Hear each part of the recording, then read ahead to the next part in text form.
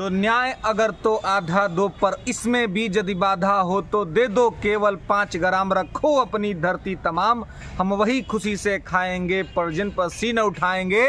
पर दुर्योधन वह भी दे न सका, आशीष समाज का ले न सका। उल्टे हरि को बांधने चला, जो था असाध्य को साधने चला। ये कहने का क्या मतलब है? ये पूरा कविता कहने का क्या मतलब है? ये कविता के कुछ चंद लाइनें मैंने स्टार्ट की वीडियो में कि दो न्याय अगर तो आधा दो, इसमें भी यदि बाधा हो तो दे दो केवल 5 ग्राम। रखो अपनी धरती तमाम, हम वही खुशी से खाएंगे, परजन पर सीने उठाएंगे। पर दुर्योधन वह भी दे न सका, आशीष समाज की ले न सका। उल्टे हरि को बांधने चला, जो था असाध्य को साधने चला।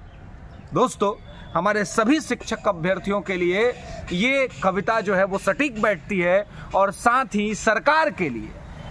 बीते दिन हम लोगों ने आंदोलन किया था विद्यार्थियों के लिए कि 1 कैंडिडेट 1 रिजल्ट लागू किया जाए, डॉक्यूमेंट वेरिफिकेशन को रिजल्ट से पहले करा लिया जाए, बेल्ट्रॉन के पास OMR न भेजा जाए। इन सभी चीज़ों पर, इन सभी मुद्दों पर हम लोगों ने पर्याप्त बातें की थी और इसके लिए हम लोगों ने आंदोलन किया था, लेकिन सरकार उसको सुनी नहीं। मैंने कहा उल्टे हरि को बांधने चला। सरकार ने भी क्या किया? उल्टा छात्रों को ही बांधने चली आई, छात्रों पर ही लाठियां बरसाई गई, डंडे बरसाए गए, लेकिन उनके अधिकारों की बात नहीं हुई। इतने दिन बीत गए, परसों ही आंदोलन था, कल का पूरा दिन निकल गया। हम लोग चाहते थे कि कैबिनेट की बैठक हो, मुख्यमंत्री इस पर अपना राय क्या दे, अपना डिसीजन ले कि भाई किस तरीके से चीज़ों को करना है, शिक्षा विभाग स्पष्टीकरण दे, लेकिन कुछ नहीं हुआ।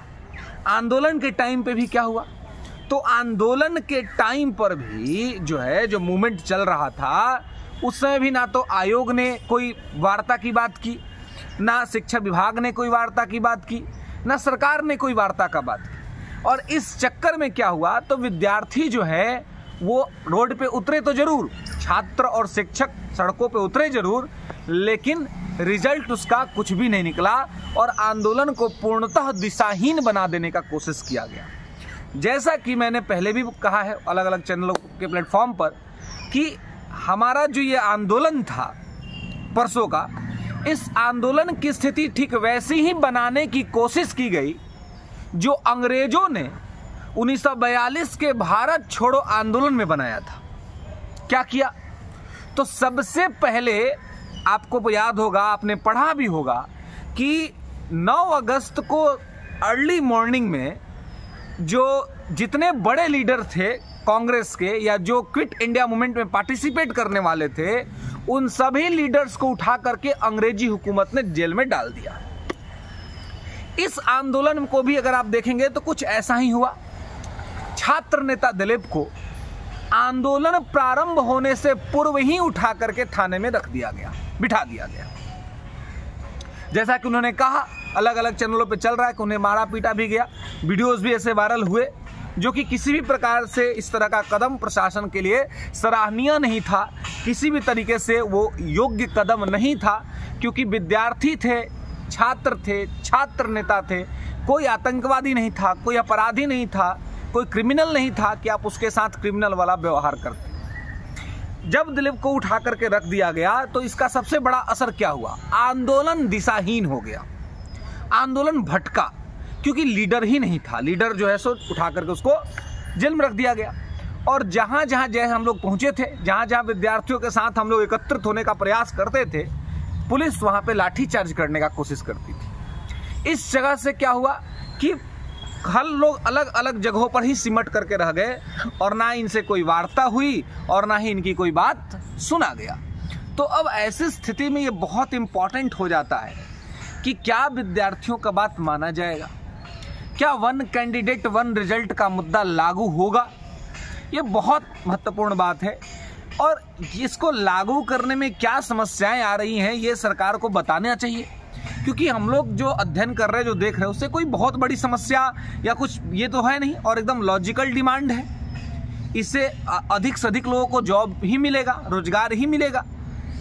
जो हर बार जो 30 से 40 हज़ार सीटें खाली रह जाती हैं वो खाली नहीं रहेंगी। ये फायदा होगा और कोई नुकसान इसमें होने को नहीं है, तो फिर भी इसको सरकार क्यों नहीं लागू कर रही है, क्यों नहीं इसको स्वीकार कर रही है, ये बात समझ में नहीं आ रहा है। पता नहीं क्या समस्या है सरकार को कि ये चीज नहीं लागू किया जा रहा है।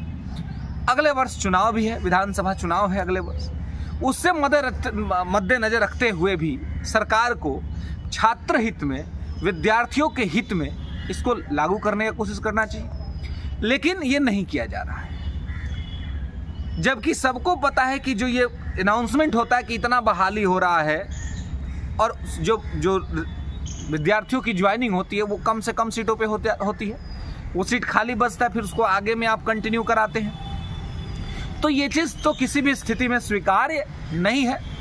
लेकिन जैसा कि हमने आपको कहा था, अब स्टार्टिंग में जो पोएम कहा था उसके आगे का एक लाइन में अभी आपको कहने जा रहा हूँ, जो आप कनेक्ट कर सकते हैं कि उल्टे हरि को बांधने चला, जो था असाध्य को साधने चला, तब हरि ने भी भीषण हुंकार किया, अपना स्वरूप विस्तार किया, डगमग डगमग दिग्गज डोले, भगवान कुपित होकर बोले, जंजीर बड़ा अब सादा है, हाँ हाँ दुर्योधन बांध मुझे। जब न्याय के मांग के लिए विद्यार्थी सड़कों पे उतरे और सड़कों पे उतरकर न्याय संगत मांग कर रहे थे, तो सरकार उनको बांधने निकल गई, सरकार उनको पीटने निकल गई। तो ऐसी स्थिति में विद्यार्थी अपने मांग को लेकर के चुप नहीं रहेंगे और विद्यार्थी उस दिन भी शांतिपूर्ण आंदोलन कर रहे थे, गांधीवादी आंदोलन कर रहे थे, और आगे भी ये शांतिपूर्ण और गांधीवादी आंदोलन चलता रहेगा। सरकार को विद्यार्थियों के मुद्दों को समझना पड़ेगा और इस मुद्दे को समझ करके इसको लागू करना पड़ेगा। दोस्तों, हमारे साथ बने रहिए, आपके लिए लगातार यहाँ से जो है सो आवाज उठाते रहेंगे। धन्यवाद मित्रों।